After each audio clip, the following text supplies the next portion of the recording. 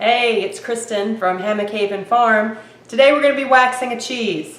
I call this the don't try it at home method for the complete lack of safety measures here. Now, most people will tell you to brush on a cheese wax or that you need a double boiler to wax your cheese. I have yet to find how I would use a double boiler and fit a cheese this big in it. So, I do it my way. I have some skillets that I got from the thrift store, and I have one for each different color of wax I have, and I just leave my wax in there all the time. I'm going to heat this up on the stove and dip my cheese in it. Now, you've got to be seriously careful with this, because if this gets too hot, it will ignite, and you've got a good probability of burning down your kitchen. Don't burn down your kitchen. Do not walk away from the stove with the heat on, with the wax in the pan at all. Like, don't even think you're gonna, walk across the room and get something off the table and come back. Turn the heat off. So the first thing I'm gonna do is just slowly start heating this up, and I am not going to leave the stove. When it starts to melt, I'm gonna do it kind of on a medium-low heat. As it starts to melt, I will circulate the pan, pull it off the heat a little bit, turn the heat off some and just let it melt. What I'm going for here is for it just barely to start to smoke. If you don't have your wax hot enough, then mold is going to grow underneath your cheese. That's one reason I really do not like brushing your wax on. It's never going to be hot enough to kill any of the mold spores that are sitting on your cheese, and it's going to mold underneath the wax, and that kind of defeats the point of waxing your cheese in the first place. We've almost got this wax where we want it now. You see it just melted. Now this is where you really got to watch it carefully. It's got to be hot enough to kill those mold spores that might be on the surface of your cheese. The cheese I've got here has been sitting on the counter for a few days since I made it. It's a Colby. I'll turn the heat off because it's starting to look a little glistening. It's been sitting on the counter for a few days just to dry out. If the outside of your cheese is too wet, the wax won't stick to your cheese well. Turn it back on, gets a little hotter.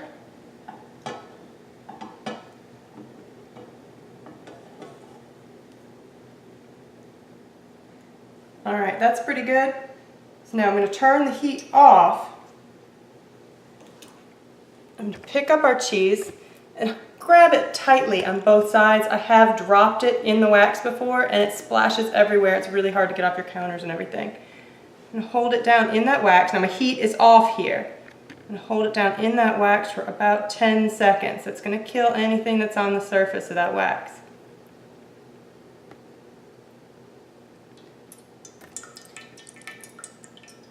After I do that, I'm going to put it over on a rack with the wet side up. Get this plastic mat off here. And let that dry enough to where I can do the other side and let it sit on the rack on this side here. In between each of these, I'm going to turn the heat back on and heat it back up before I dip the other side.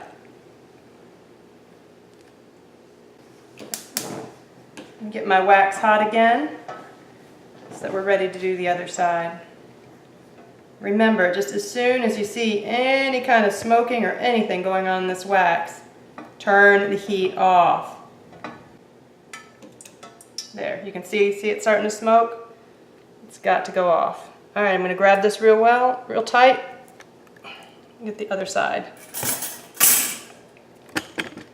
Remember, about 10 seconds in there. Make sure to rock it back and forth so you're not getting a bubble stuck underneath.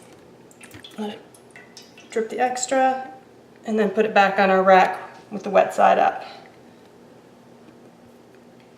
I'm going to repeat this as soon as this dries, just going back and forth to put about 3 layers on each side of the cheese, and then we'll wax the edges. Subsequent waxings, you don't need to leave in as long. Just dip it in to get a layer.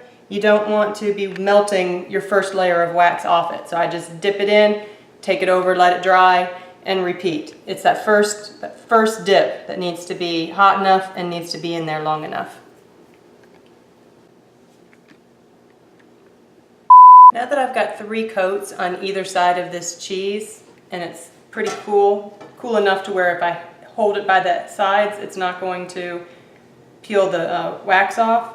I'm going to heat this back up again, hot enough to where it's just wanting to look like it's going to start smoking, and turn it off, and we're going to wax the edges of our cheese now.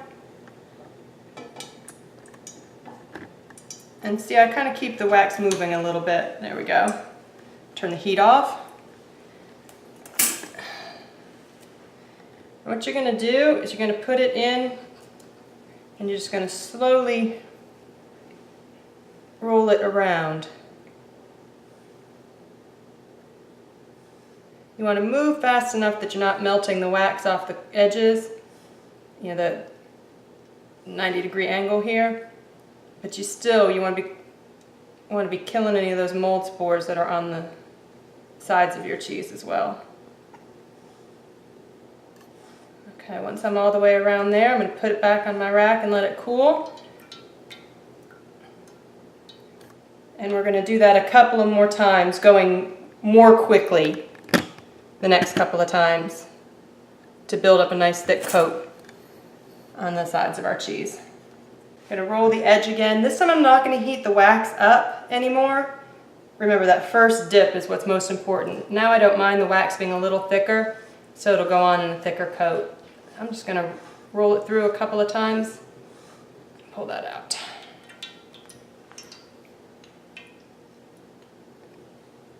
Let that cool. We'll do it again. When you're putting it back on your rack, try to be careful not to knock the wax off the corners. I don't know what to call it, like these little edges here. That's going to be the place where the mold's going to come in, where it's hard to get a good thick layer on. Okay, one more time.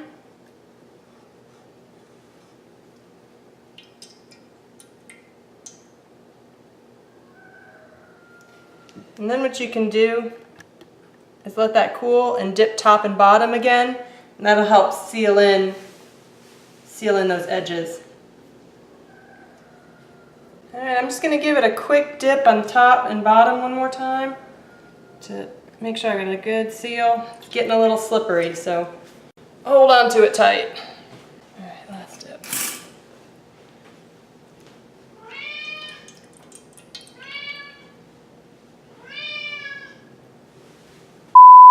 Now that our wax is pretty well dried, kind of look over the edges, make sure that there are no cracks in it because molds will get in there. And then I usually use a Sharpie and just write the kind of cheese that it was and the date that I made it right on top of the wax. So this was a Colby, and I made that 6/19. And that will go in the cheese cave for probably about 60 days. And we'll cut into it and see what we end up with. Thanks for watching How to Wax a Cheese Don't Try This at Home method.